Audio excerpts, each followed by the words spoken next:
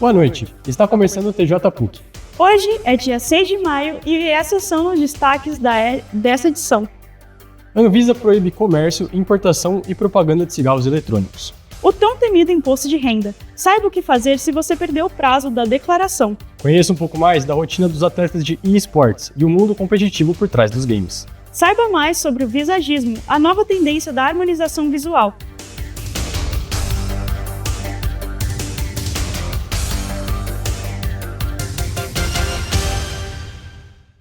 Você já tinha ouvido falar sobre visagismo, João?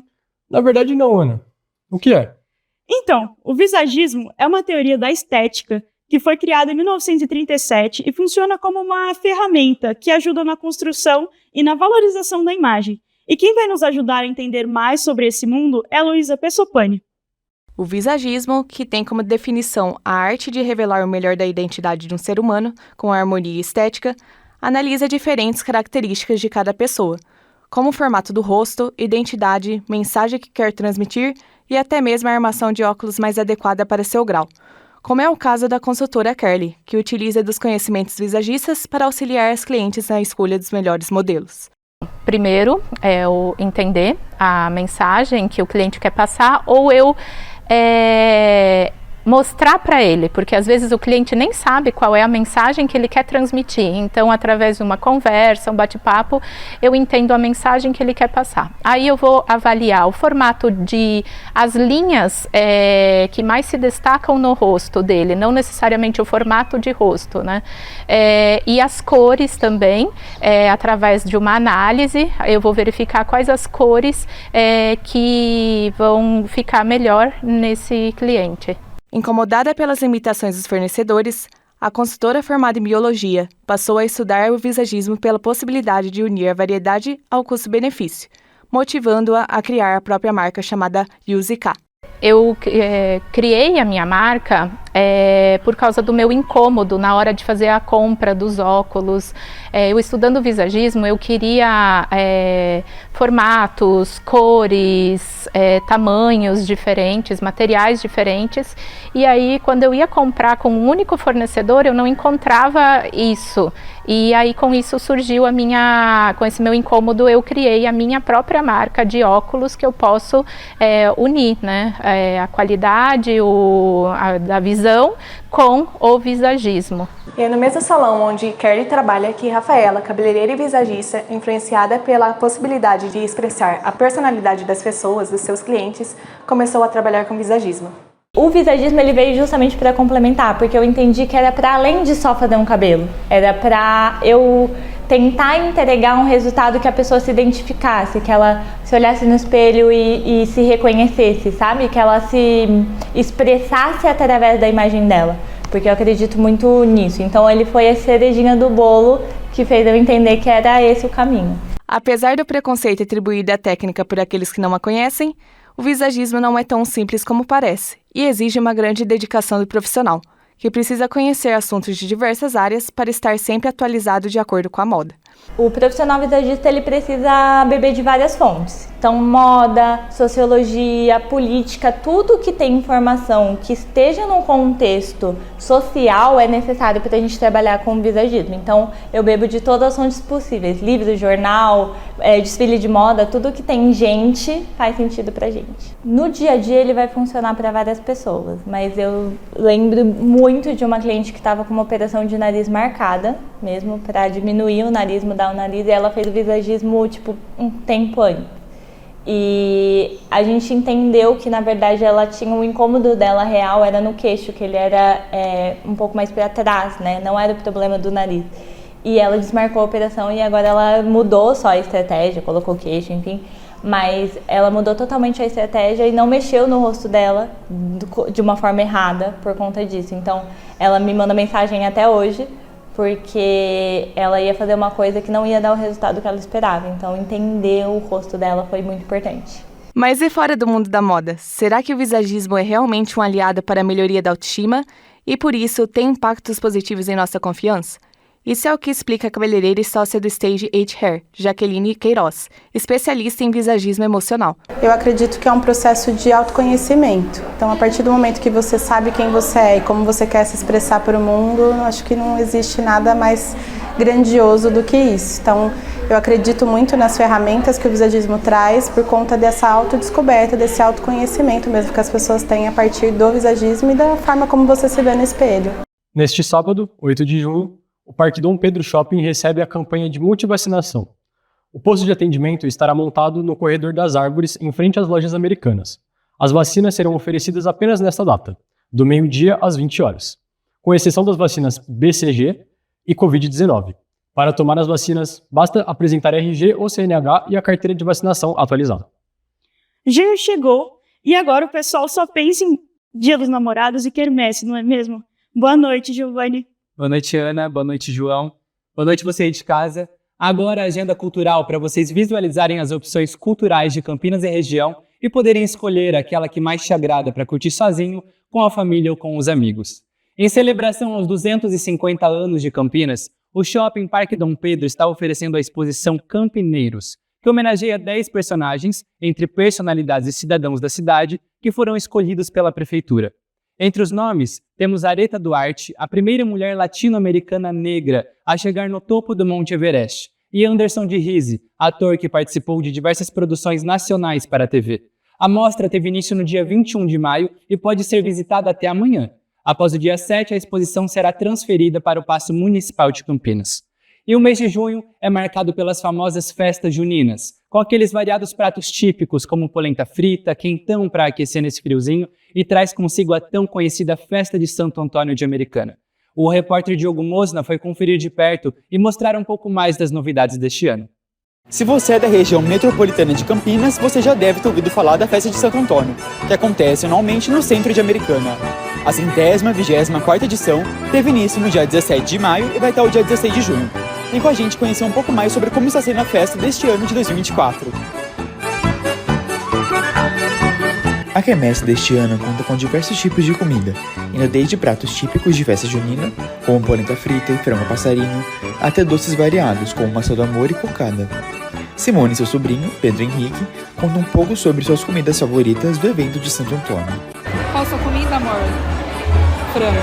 Frango mais... Pastel. Na verdade, eu nunca comi frango daqui. Eu gosto de pipoca, batata E pastel. e pastel. E o seu? Milho, um pastelzinho, um franguinho, tudo é muito gostoso. O evento conta com diversos shows com programação diferenciada a cada dia, e também há um espaço destinado para a criançada, com um escorregador inflável, cama elástica e pesca que oferece inúmeras prendas. Nesta área interna da Basílica de Santo Antônio é realizado o bingo, que não pode faltar nas festas juninas. Com direito a vários prêmios no decorrer da noite, o bingo atrai muitas pessoas que buscam se divertir e, quem sabe, ganhar os brindes oferecidos. A festa é organizada pela própria Basílica de Santo Antônio e patrocinada pelo Supermercado São Vicente. Ela conta com o apoio de vários voluntários, muitos dos quais participam assiduamente há vários anos. No primeiro ano eu trabalhei na barraca do frango, aí depois também participei da barraca do morango, que na época tinha, né, a cascata de morango, e o restante aqui na barraca do milho. É muito bom trabalhar aqui, é muito bom. Nossa, é uma comunidade bem unida, sabe? A gente interage com todo mundo, é muito positivo, é muito bom.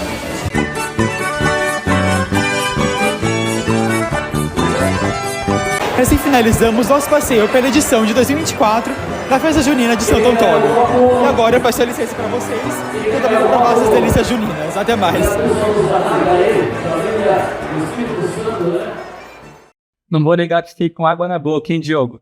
Lembrando que a festa acontece até o dia 16 de junho, no estacionamento da Basílica Santuário Santo Antônio de Pádua, na rua Vieira Bueno, número 150, no centro de Americana, sempre às 19 horas. No dia 16 não há festa, mas acontece um almoço que marca o último dia da festividade. E mais especificamente no dia 12 também é comemorado o Dia dos Namorados. Jantar à luz de velas, piquenique no parque, ir ao cinema, cozinhar para o mozão são as opções que mais aparecem para celebrar essa data. Mas para quem quer comemorar esse dia especial de forma única e romântica com um parceiro ou parceira, o Candlelight parece ser uma ótima alternativa. Nas noites dos dias 12 e 13 de junho, o concerto promove uma série de apresentações intimistas, em ambientes cercados por milhares de velas e com músicas românticas clássicas de Elvis Presley, Marisa Monte, entre outras. Localizado no Teatro Oficina do Estudante, no Iguatemi Campinas, o concerto Candlelight promete trazer a magia da experiência musical ao vivo, com uma atmosfera iluminada ao longo de 60 minutos inesquecíveis. Vamos ver um trechinho de como funciona o concerto.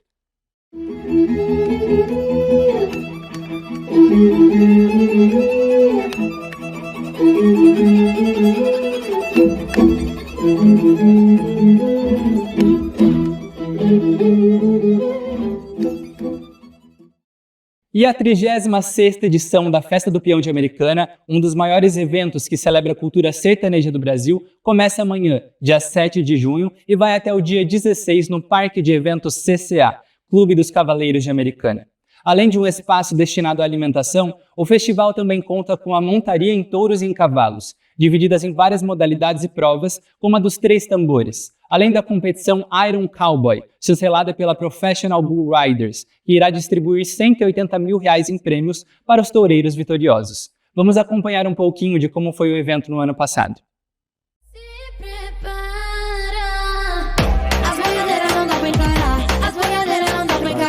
Bota bengala, chapéu, caramba, bota vermelho, cuspir e cheirar. As boiadeiras não dá pra encarar, as boiadeiras não dá pra encarar. Bota bengala, chapéu, caramba, bota vermelho, cuspir e cheirar. Nós tá embaçada, na galopada, nem 8 segundos o peão não aguenta com essa sentada. Nós tá embaçada, na galopada, nem 8 segundos o peão não aguenta com essa sentada. E além de tudo isso, meu beijo vai te viciar, minha pegada vai fazer você gamar.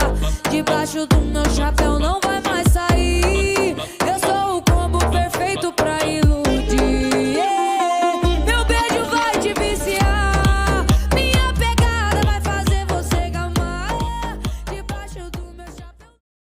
No dia 7, a Festa do Peão recebe os cantores Sami Rico, Victor e Léo e Zé Neto e Cristiano. No dia 8, Chitãozinho Chororó, Luan Santana, Maiara Maraíza e Lua Pereira. No dia 9, se apresentam Zezé de Camargo e Luciano e Simone Mendes. O dia 14 fica por conta de João Bosco e Vinícius e Gustavo Lima, com o show de Bruno e Denner. No dia 15, teremos Ana Castela, Jorge Mateus, Gustavo Mioto e Lauana Prado. E no dia 16, o último dia de evento, Roupa Nova e Daniel encerram com chave de ouro. Espero que aproveitem o final de semana e é com vocês, Ana e João. Obrigado pelas informações, Giovanni. E aí, Ana, já decidiu quais vão ser os planos do final de semana? Olha, pro final de semana não, mas já dá pra montar um roteiro pra julho, hein? Voltamos no próximo bloco.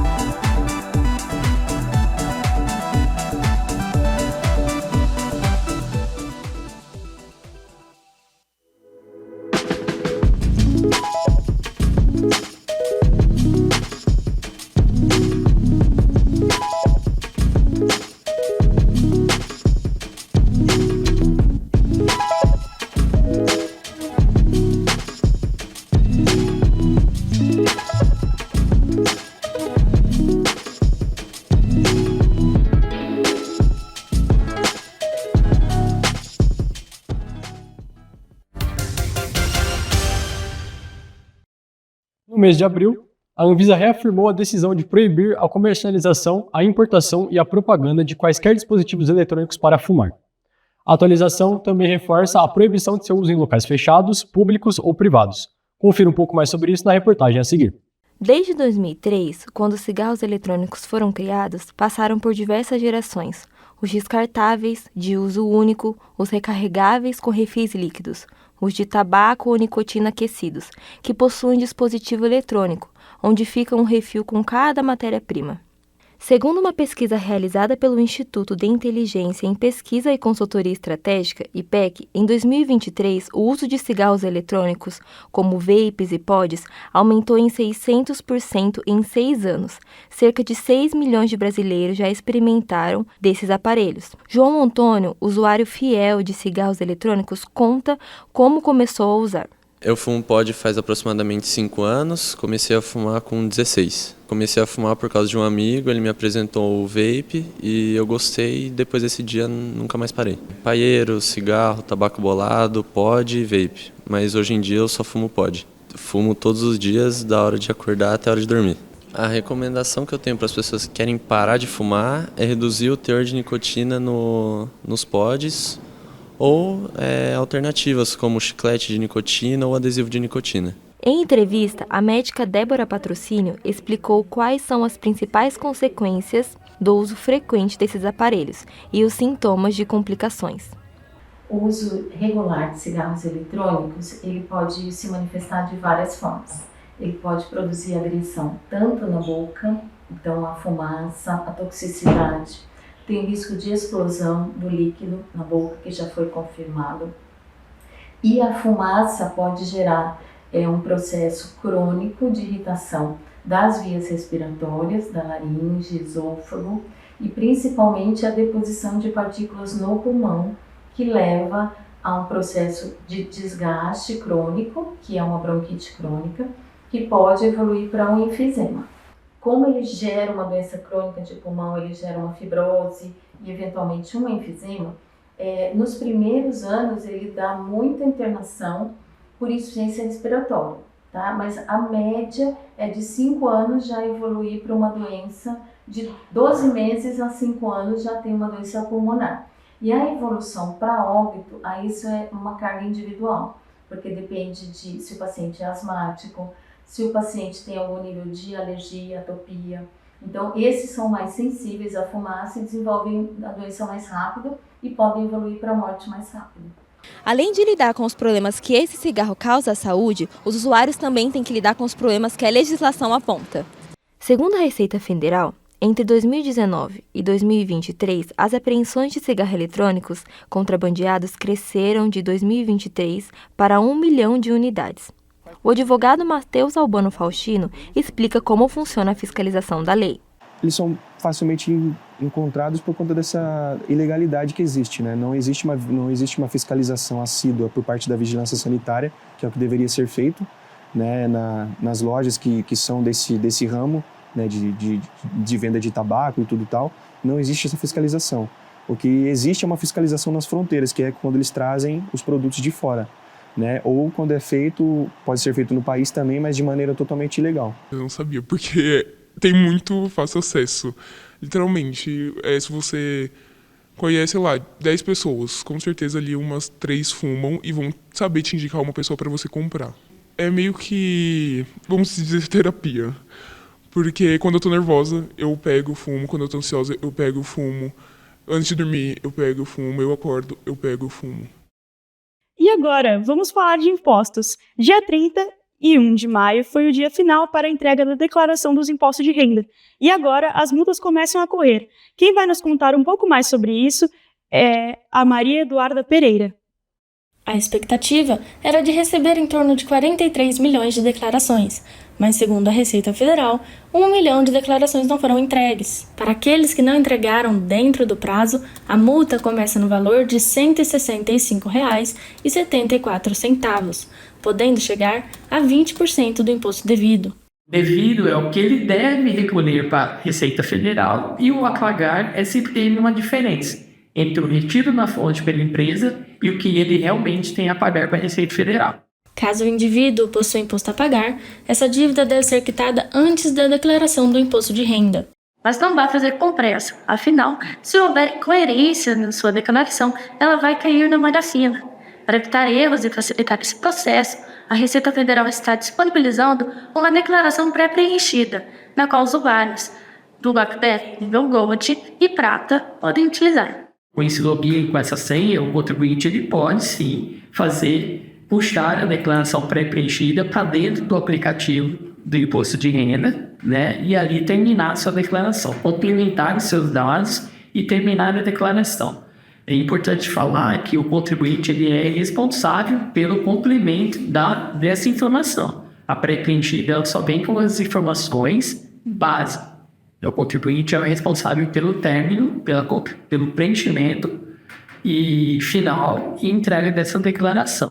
Para aqueles que pagaram impostos a mais no ano passado e estão sujeitos à restituição, mas mesmo assim atrasaram a entrega da declaração, os R$ 165,74 mais os juros mora será descontado desse valor. Para fazer o pagamento da multa, é necessário entregar a declaração para que a Receita contabilize os juros de acordo com o atraso. Em seguida, você deve acessar o site da Receita Federal, clicar em Meu Imposto de Renda e ir para Emitir DARF para pagar um imposto. Vai abrir uma nova aba no seu navegador do GovBR e depois é só clicar em Iniciar e seguir os passos do site da Receita Federal. Vamos à previsão do tempo. E finalmente chegou a hora de saber se a gente já pode guardar os casacos no armário de volta, né, Faiola? Boa noite. Boa noite, Ana. Finalmente esse tempo vai dar uma trégua. Essa semana já conseguimos sentir o clima mais seco e ele vai continuar assim. Nessa sexta-feira, vamos ter a máxima de 28 graus e mínima de 14 graus. No sábado, a mínima de 27 graus e mínima de 14 graus. No domingo, o tempo vai ser mais quente, com a máxima de 29 e mínima de 15 graus. As manhãs vão continuar frias, mas ao longo do dia o sol irá aparecer e trazer uma temperatura mais agradável. Não há previsão de mudança de tempo brusca. A frente fria que se aproxima hoje do litoral do estado de São Paulo não deverá provocar chuva. Então já podemos usar blusas mais leves, tirar os guarda-chuvas da bolsa. Não podemos esquecer, o tempo continua seco. Então é importante lembrar de tomar bastante água, passar um creme no rosto e levar um hidratante labial na bolsa. Fica aí a dica pro pessoal. Bom, e agora vamos falar de uma das campanhas solidárias que estão acontecendo aqui na PUC Campinas. Uma delas é a arrecadação para o Rio Grande do Sul. Por conta da catástrofe do último mês, várias famílias foram atingidas pela enchente. Na praça de alimentação, em cima do palquinho, estão sendo recolhidas roupas em bom estado de uso, dando prioridade a blusas com manga comprida, moletom, jaquetas, calças, cobertores ou mantas térmicas, além dos alimentos não perecíveis. É importante, nesse momento, a sua colaboração nessas e muitas outras campanhas. Ana, João, é com vocês. E não saia daí, já já os destaques do esporte universitário, o edital da CEPROCAMP e os e-sports.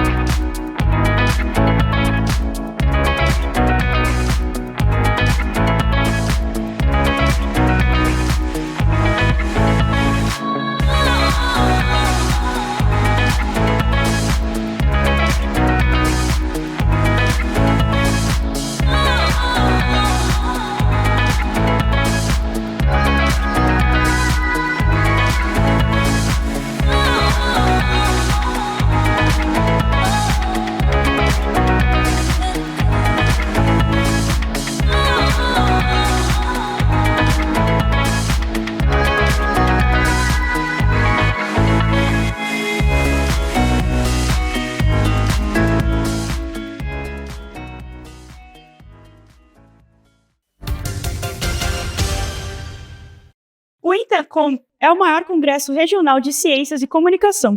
E é a Nicole Gonçalves quem vai contar um pouco pra gente sobre a participação da PUC Campinas no pódio da premiação.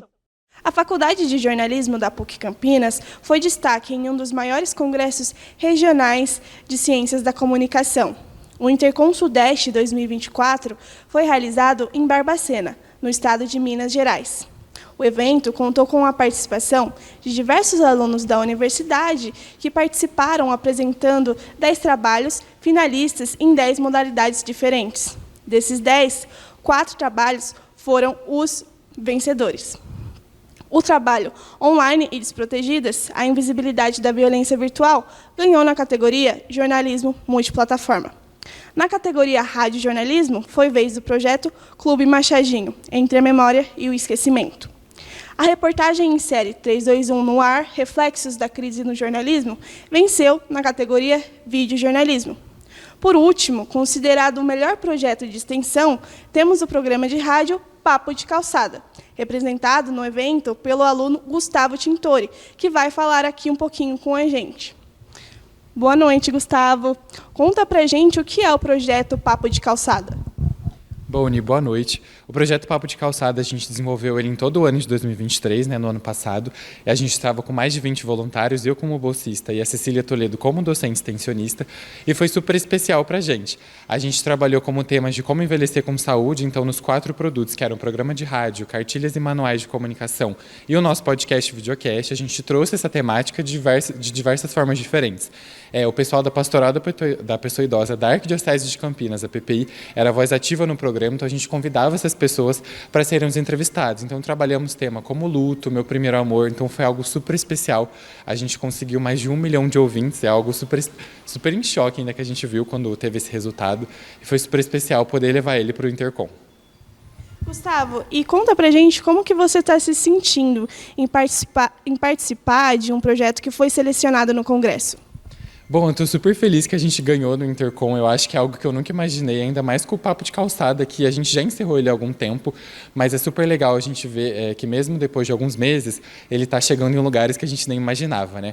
Eu gosto de falar que eu acho que a nossa paixão pelo projeto, dos voluntários por essa temática tão bacana, que fez com que a gente chegasse até a final e agora nos níveis nacionais, né? Que vai acontecer em Balneário Camboriú, e a gente está super animado com isso. Espero que vocês torçam pela gente. E agora, os 4 projetos vão concorrer em escala nacional no estado de Santa Catarina. Nicole Gonçalves para o TJ PUC. E para quem planeja fazer um curso técnico, as notícias são boas. A CEPROCAMP divulgou o edital para cursos técnicos gratuitos. As inscrições iniciam na segunda-feira, dia 10 de julho, e devem ser realizadas exclusivamente pelo portal CEPROCAMP. As vagas incluem cursos de administração, meio ambiente, informática, química e segurança do trabalho, sendo ministradas no período da manhã, tarde e noite. Para as inscrições, é necessário que o candidato tenha no mínimo 16 anos e esteja cursando ou ter concluído o ensino médio. Os esportes, ou jogos eletrônicos, têm ganhado cada vez mais destaque no Brasil nos últimos anos.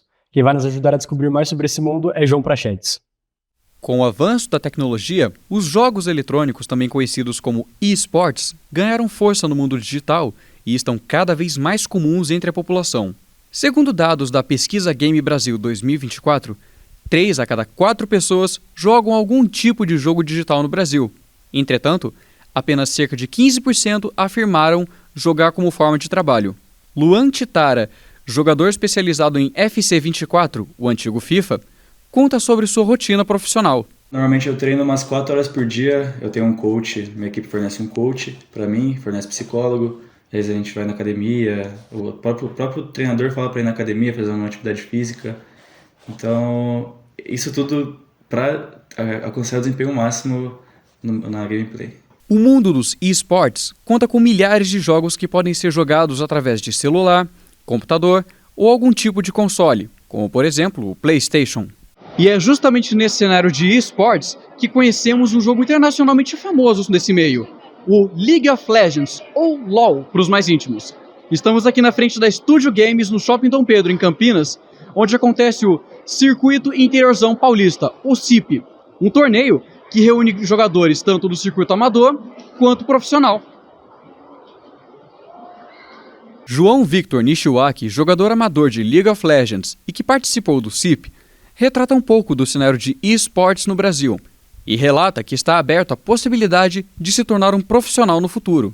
Eu acho que tem uma base da hora, eu acho que tem tem um futuro grande vindo pela frente, tem muito player surgindo aí. Se um dia eu tiver esse nível, porque eu acho que ainda não estou no nível dos caras profissional, mas com treino não é possível, não descarto possibilidades. Porém, para se tornar um profissional nesse meio, o jogador tem de enfrentar inúmeros obstáculos nesse caminho, e um deles é a parte mental.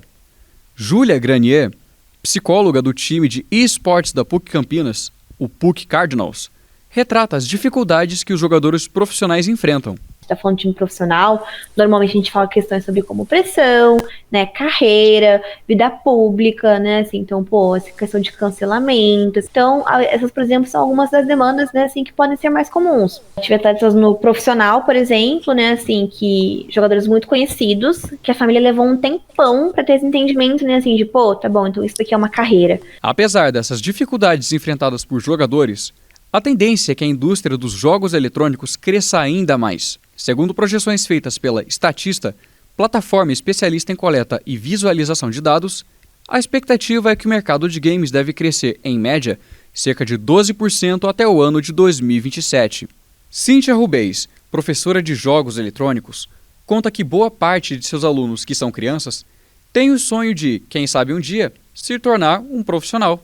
Eu acho que, assim, de 90% dos meus alunos, todos querem ser pro player, todos querem ser um criador de conteúdo, ser um streamer, ser um designer. E, assim, criançada de 8, 7, 6 anos. Eu acho que hoje em dia, cada vez mais, isso vai crescer, sim, independente se é criança ou adolescente e tudo mais. A galera vai expandir mesmo nesse meio. Aproveitando o embalo dos esportes, a Bia conta pra gente quais são as novidades do mundo esportivo dessa semana. Boa noite, Bia. Boa noite, João, e boa noite para você que está acompanhando o TJ PUC. O fim de semana foi de comemoração para os alunos de Comunicação e Artes da PUC Campinas. Sediado em Boituva neste ano, nos dias 30 de maio a 2 de junho, o Juca uniu os atletas dos cursos de Comunicação e Artes do estado de São Paulo para os tradicionais Jogos Universitários. A modalidade que trouxe o ouro para a PUC Campinas e para a Atlética Comunica foi o time de futebol de campo masculino. O domingo foi o dia da grande vitória.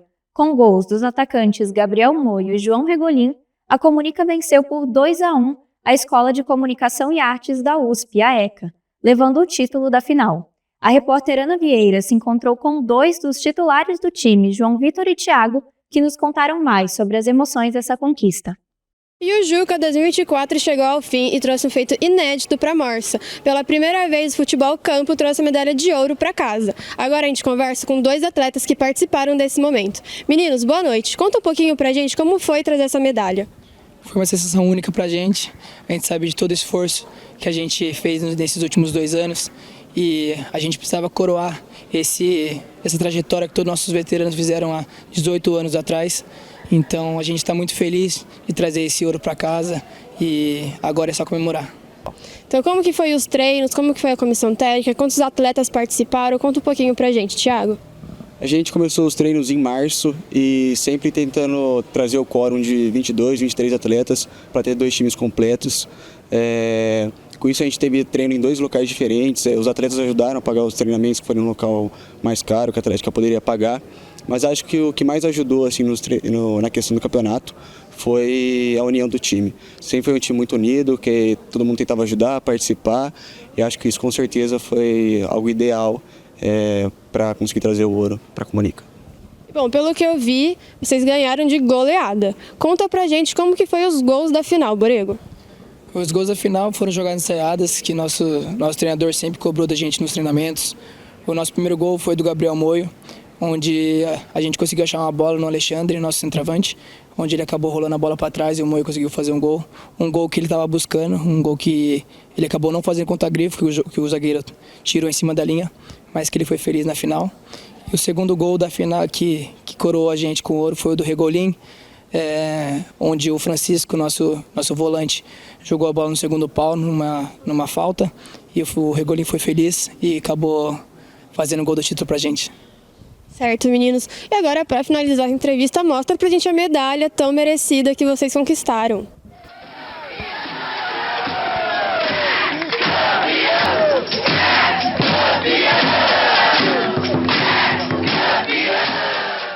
E a PUC Campinas segue em clima de competição.